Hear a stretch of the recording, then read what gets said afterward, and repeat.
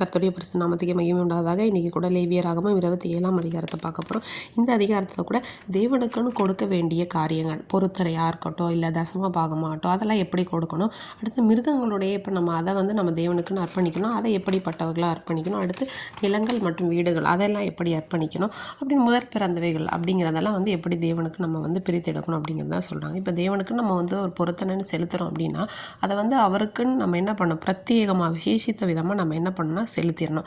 இப்போ இருக்கிற காலகட்டங்கள் என்னென்னா, தேவனுக்குன்னு பொறுத்தனை செலுத்தி நமக்கு அந்த நேரம் வரும்போது இசப்பா நான் இதை பண்ணணும்னு நினச்சேன், ஆனால் பண்ண முடியல, நான் அப்புறம் பண்ணுறேன்னு சொல்லி அப்படி பண்ணக்கூடாது. ஏன்னா நம்ம தேவனுக்குன்னு சொல்லிட்டோன்னா அது எப்படிப்பட்ட காரியமாயினும் எப்பேற்பட்ட தேவைகளாக இருக்கும்போது செய்யும்போது உங்களுக்கு இருக்கக்கூடிய ஒரு பெரிய தேவை இருக்கும். அது அவருடைய சமூகத்திலிருந்து நமக்கே தெரியாது, இந்த வழியில் இந்த தேவை சந்திக்கப்படணும், ஆனால் கண்டிப்பாக அது என்ன இருக்கும், சந்திக்கப்பட்டிருக்கும்.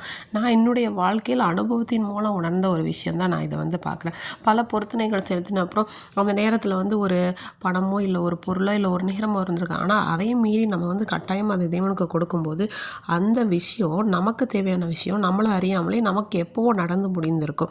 அதுதான் தேவனுடைய வல்லமை. அதே போல் ஆண் பிள்ளைகள் பெண் பிள்ளைகள் அப்படின்னா அவங்களுக்குடைய பொருத்தனைகளை எப்படி செலுத்தணும் அப்படின்றத பற்றி இதில் கொடுத்துருக்காங்க.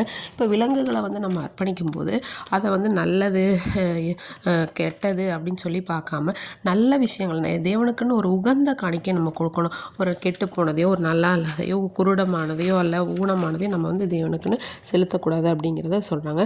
அடுத்து வீடு நிலங்களுக்குரிய காரியங்கள், அது மட்டும் இல்லாமல் முதல் பிறந்த எல்லாமே கர்த்தருக்குரியது அப்படின்னு சொல்லிட்டு, அது மட்டும் இல்லாமல் தேவனுக்குன்னு நம்ம தசம பாகம் என்ன பண்ணணும் அப்படின்னா கொடுக்கணும்.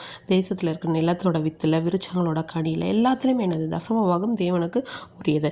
அதை பரிசுத்தமானது தேவனுக்கு நம்ம அதை என்ன பண்ணணும், கரெக்டாக தேவனுக்குன்னு நம்ம கொடுக்கணும். எதையுமே ஒரு இழப்பமானது அந்த மாதிரிலாம் நம்ம என்ன பண்ணக்கூடாது, கொடுக்கக்கூடாது.